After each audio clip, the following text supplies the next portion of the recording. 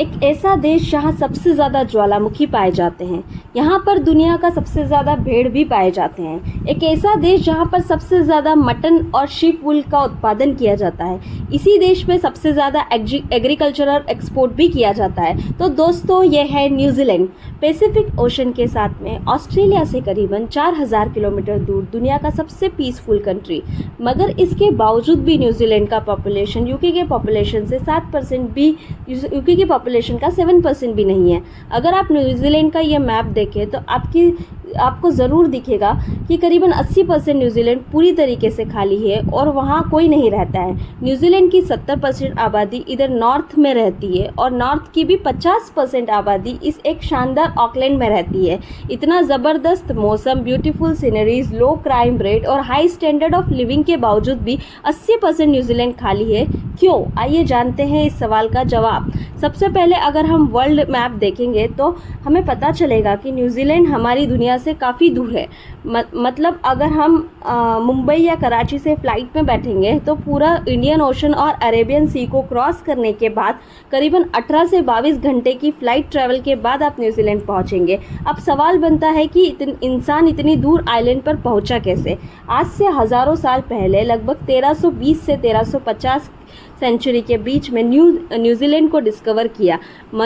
Maori Pacific ocean के सारे island, जिन्हें हम आज पॉलीजन आइलैंड भी कहते हैं, ऑफिशियली सोर्स के अनुसार 13वीं सेंचुरी में माओरी अपने सारे आइलैंड छोड़कर बड़ी बड़ी कश्तियों में बैठकर और न्यूजीलैंड पहुंच गए। यह लगभग वही समय था जब चंगेज़ खान का पूरा यूरो एशिया पे कंट्रोल था। अब सवाल ये बनता है कि लोग अपने पुराने आइलैंड को छोड़कर न्यूजीलैंड क्यों आ गए? दरअसल माओरी ट्रेडिशन के अनुसार न्यूजीलैंड 13वीं सेंचुरी में नहीं बल्कि उससे भी 500 साल पहले अराउंड 750 AD में कूपे नाम के एक माओरी द्वारा डिस्कवर किया गया था। कूपे एक फिशरमैन था जो अपनी और अपनी ट्राइब के लिए मछलियाँ पकड़ता था, लेकिन फिर ऐसा हुआ, वो मछलियाँ तो पकड़ता बट उसकी सारी मछलियाँ उस एरिया में रहने वाले ऑक्टोपस खा लिया करते थे और इन लोगों के हाथ में कुछ भी नहीं लगता, क्योंकि इन लोगों का मेन फूड सोर्स मछलियाँ ही थी। इस वजह से काफ़ी प्रॉब्लम क्रिएट होना शुरू हो गई और इसका सॉल्यूशन ये निकला कि कूपे और उसके साथी समुंदर में जाकर किसी और नए आइलैंड की खोज लगाने की कोशिश करें जहां पर खाने पीने की अच्छी सप्लाई हो। और इसी खोज में कूपे अपने साथ 20 से 25 लोगों को लेकर पैसिफिक ओशन में उतर गया।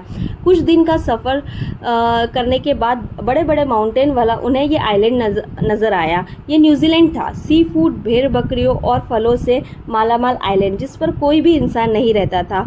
ये कूपे और उसकी ट्राइब के लिए बहुत अच्छी जगह थी। कूपे ने अपने चंद साथियों को फिर से पॉलीजन आइलैंड भेजा ताकि वो बाकियों को इस आइलैंड की खबर दे। इस तरह न्यूजीलैंड पर माओरी लोग आबाद होना शुरू हो गए। 17वीं सेंचुरी में तक सुकून से न्यूजीलैंड में माओरी लोग रहते थे।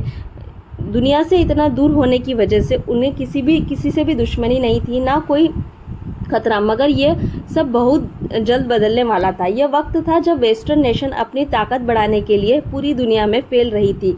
एक्सप्लोरर को भेजा जा रहा था कि वो आइलैंड, कंट्री और कॉन्टिनेंट डिस्कवर करे जिन पर कब्जा करके यूरोपियन कंट्री अपनी पावर बढ़ा सके।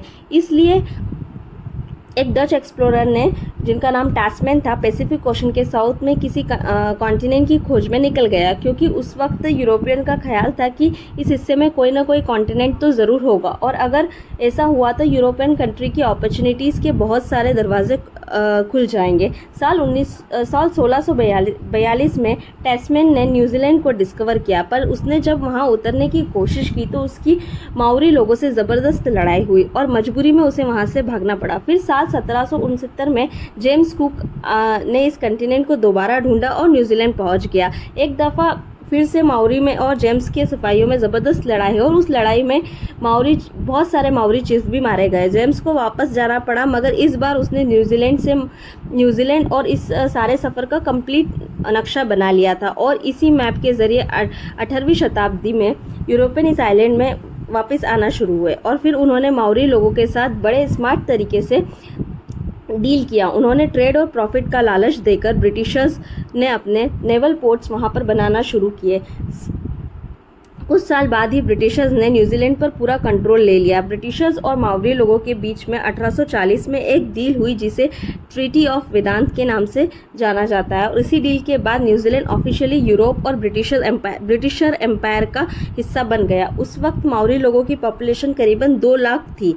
अगले 100 सालों में ये पॉपुलेशन बढ़ने के बजाय 40,000 तक पहुंच गई और उसके मेन रीज़न असल में यूरोपियन जब न्यूजीलैंड आए थे तो उनके साथ वहाँ पर बीमारियाँ भी आई जो उस वक्त यूरोप में आम थी। प्रॉब्लम ये थी कि माओरी लोगों में डिसीज़ की इम्यूनिटी जनरेट नहीं हुई थी, इसीलिए यूरोपियन इमिग्रेशन के बाद लोकल माओरी लोग बीमार होकर मरना शुरू हो गए। दूसरी वजह थी 19वीं शताब्दी में न्यूजीलैंड एक बहुत ही वॉयलेंट देश हुआ करता था। ट्रीटी ऑफ वेदांत के 5 साल बाद ब्रिटिशर्स और माओरी लोगों के बीच में ऑनरशिप को लेकर एक सीरीज ऑफ वॉर शुरू हो गई जो अगले 40 सालों तक चलती रही। इस वॉर में बहुत ज़्यादा लोग मारे गए।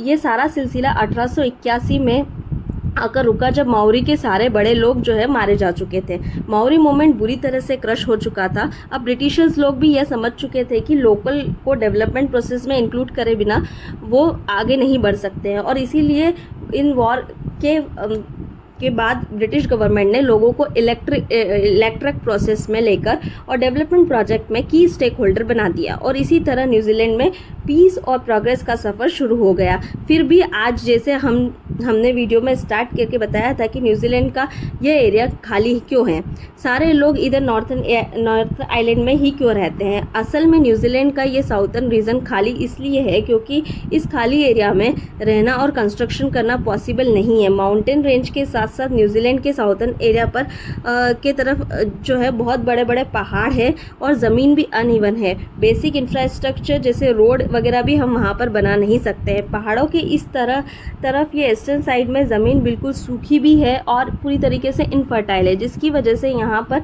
इरिगेशन वगैरह करना भी पॉसिबल नहीं है। इसीलिए न्यूजीलैंड की पॉपुलेशन इधर नॉर्थन एरिया में रहती है। पॉपुलेशन शॉर्टेज की इस मसले को हल करने के लिए न्यूजीलैंड ने वर्ल्ड वॉर 2 के बाद इमिग्रेशन पॉलिसी रिलैक्स कर दी थी। वर्ल्ड वॉर 2 के पहले न्यूजीलैंड में नॉन वाइट लोगों की एंट्री में बैन था और इसी वजह से न्यूजीलैंड की पॉपुलेशन 1950 तक स्टैग्नेंट रही और उसके बाद जब रिस्ट्रिक्शंस कम हुई तो स्पेशली चाइना, फिलीपींस और इंडिया के लोग इधर आकर रहना शुरू किए और न्यूजीलैंड की पॉपुलेशन में नीडेड बूम आना शुरू हुआ। आज न्यूजीलैंड की पॉपुलेशन का ऑलमोस्ट 27% इमिग्रेंट्स या वही लोग हैं जो न्यूजीलैंड से के बाहर पैदा हुए हैं। इमिग्रेंट्स की मेजॉरिटी इधर ऑकलैंड या उसके आसपास के एरिया में रहती थी और इसी वजह से ऑकलैंड आज वर्ल्ड की मोस्ट अनअफोर्डेबल सिटीज़ में से एक है क्योंकि लैंड सप्लाई की कमी है और हाउसिंग की डिमांड ज़्यादा है। प्रॉब्लम को हल करने के लिए न्यूजीलैंड गवर्नमेंट ने लोगों को $8,000 तक की ग्रांट दी है ताकि वो ऑकलैंड से 100 किलोमीटर दूर विनकाटो में शिफ्ट हो सके ताकि हाउसिंग मार्केट में प्रेशर कम हो और प्राइस नॉर्मलाइज्ड हो। एक बहुत इंटरेस्टिंग चीज़ यह है कि न्यूजीलैंड की सारी इंडस्ट्रीज़ एनिमल मीट एक्सपोर्ट करने पर चलती है। इधर न्यूजीलैंड में बारिश की वजह से यहाँ पे ज़मीन भी ग्रीन है जिसकी वजह से बेशुमार भेड़ बकरियाँ और गाय है। न्यूजीलैंड की पॉपुलेशन लगभग आज के समय में 50 लाख है बट यहाँ एक सोर्स के मुताबिक यहाँ के जो भेड़ बकरियों की पॉपुलेशन है वो करीबन 3 करोड़ है और इसीलिए न्यूजीलैंड सबसे ज़्यादा मीट और शीप वूल एक्सपोर्ट करने वाला कंट्री है। न्यूजीलैंड का 90% मीट बाहर एक्सपोर्ट होता है। 2019 में इस एक्सपोर्ट से न्यूजीलैंड ने करीबन $46 बिलियन का रेवेन्यू कमाया है। न्यूजीलैंड दुनिया की 50वीं बड़ी इकोनॉमी है और इस इकोनॉमी का main source revenue agricultural export भी है। $46 बिलियन केवल एक गोश्त से एक्सपोर्ट करना अनबिलीवेबल है। हमारे इंडिया को भी इससे एक मोटिवेशन होना चाहिए क्योंकि हमारी इंडिया भी एक एग्रीकल्चर बेस्ड कंट्री है। सो दोस्तों, आपको ये वीडियो कैसी लगी ज़रूर कमेंट में बताइएगा और इस वीडियो को ज़्यादा से ज़्यादा लाइक, शेयर और चैनल को सब्सक्राइब कीजिएगा। मिलते हैं हम नेक्स्ट वीडियो में।